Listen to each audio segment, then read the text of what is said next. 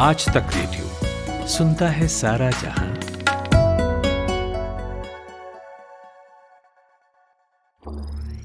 ज्ञान ध्यान।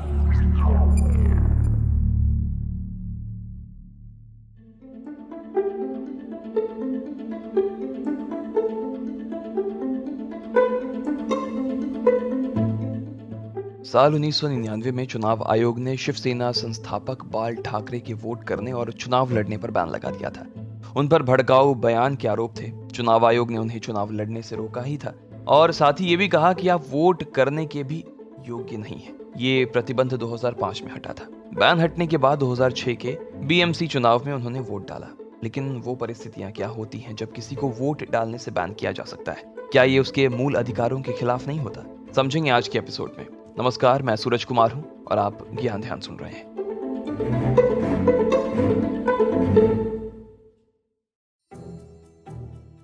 अमेरिका में 1999 में कानून के विरोध में खूब भयंकर प्रोटेस्ट हुए।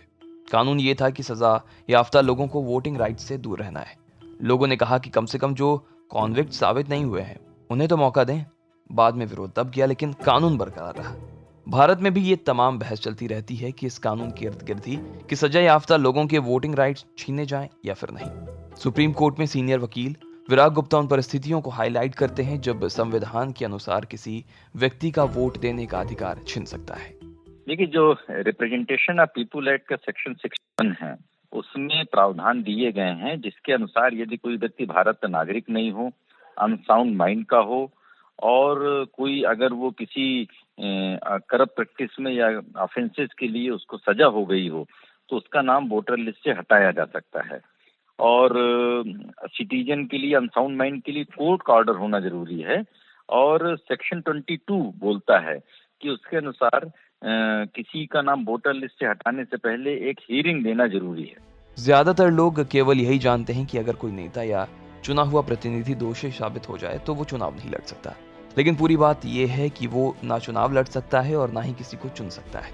वोटिंग राइट्स भी खत्म किए जाते हैं। अब ये जरूर है कि आयोग उस पर बैन कितने साल का लगाता है, ये आयोग पर डिपेंड करता है।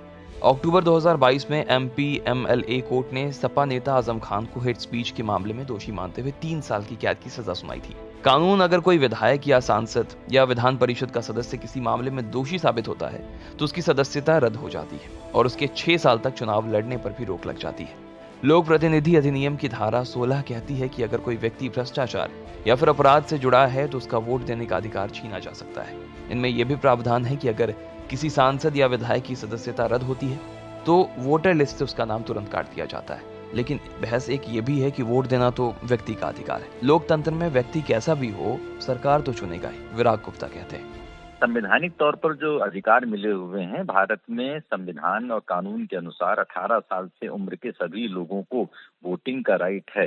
लेकिन उसमें कुछ एक्सेप्शंस हैं और उसमें जो एक्सेप्शंस, जैसा हमने बताया कि भारत का नागरिक अगर नहीं है, उसकी नागरिकता अगर संदेहपूर्ण है या वो अनसाउंड माइंड का है, मतलब वो अपने वोटिंग राइट को ढंग से इस्तेमाल नहीं कर सकता है, या किसी करप्ट प्रैक्टिस या फिर ऑफेंसेस के लिए अगर उसको सजा मिली हो तो उसके अनुसार उसका नाम वोटर लिस्ट से हटाया जा सकता है।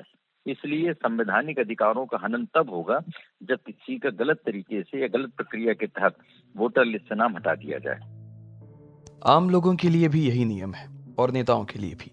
नेताओं का नुकसान यह है कि वो चुनाव भी नहीं लड़ सकते। हालांकि इस बार बहस छिड़ी है कि ये अधिकारों के खिलाफ होगा, लेकिन कानून ये जस्टिफिकेशन दे चुका है कि ये नियम है और इसे ही फॉलो करना है। अमेरिका समेत कई देशों में इस पर संशोधन चालू है। देखते हैं कि कब तक होता है ये संशोधन। लेकिन भारत में अब तक तो यही नियम है, आजम खान हो या फिर बाल साहब ठाकरे, इसी नियम के तहत अयोग्य ठहराए गए और सबके लिए भी यही नियम है। अगर आप कोई ऐसे नियम में संलिप्त पाए जाते हैं जो गैर कानूनी है तो आपका बेड़ा गर्क हो सकता है। तो ऐसे में जो वोटिंग राइट है वो जा सकता है। उम्मीद है आप इसे बचा कर रखेंगे। कुल मिलाकर बात इतनी सी है कि अगर आप कोई गैर कानूनी काम ना करें, कानून का पालन करते रहें, तभी आपको वो सारे अधिकार मिल रहे हैं जो राजनीतिक रूप से संविधान आपको देता है। तो कैसा लगा हमारा ये आज का पॉडकास्ट, जरूर बताइएगा। पता है radio@aajtak.com। कोई सुझाव हो, शिकायत हो, वो भी लिख कर भेजिए। आज का एपिसोड प्रोड्यूस किया है रोहित त्रिपाठी ने, साउंड मिक्सिंग की है नितिन रावत ने। मेरा नाम सूरज कुमार है, इजाजत दीजिए, शुक्रिया।